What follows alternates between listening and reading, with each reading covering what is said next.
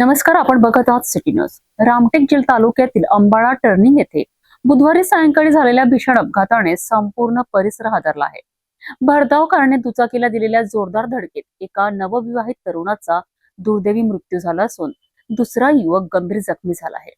अपघातानंतर कार चालक घटनास्थळावरून फरार झाला आहे।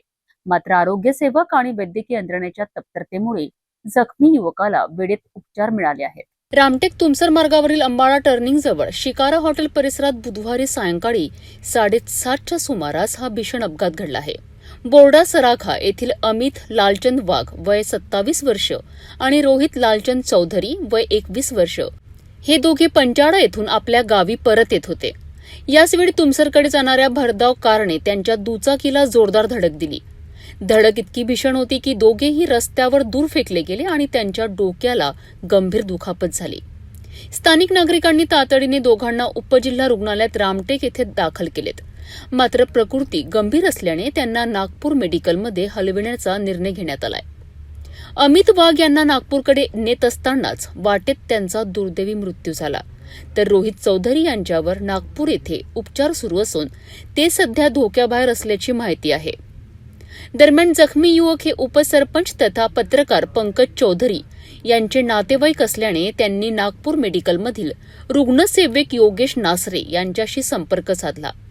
योगेश नासरे यांनी तातडीने उपचारासाठी आवश्यक व्यवस्था केली। तसेच मनसर येथून वेळेत रुग्णवाहिका उपलब्ध करून देण्यात तालुका आरोग्य अधिकारी काकडे यांनीही महत्वाची भूमिका बजावली। मृत अमित वाघ यांचा अवघ्या 4 महिन्यांपूर्वी विवाह झाला होता।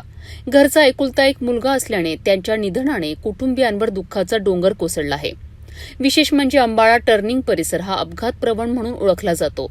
येथे प्रकाश व्यवस्थेचा अभाव आणि रस्त्यावरील खड्ड्यांमुळे वारंवार अपघात होत असल्याचा आरोप नागरिकांनी केला आहे। या ठिकाणी तातडीने स्ट्रीट लाईट आणि रस्त्यांची दुरुस्ती करण्याची मागणी जोर धरत आहे। दरम्यान अपघातानंतर कार चालक फरार झाला असून रामटेक पोलिसांनी गुन्हा दाखल करून पुढील तपास सुरू केला आहे।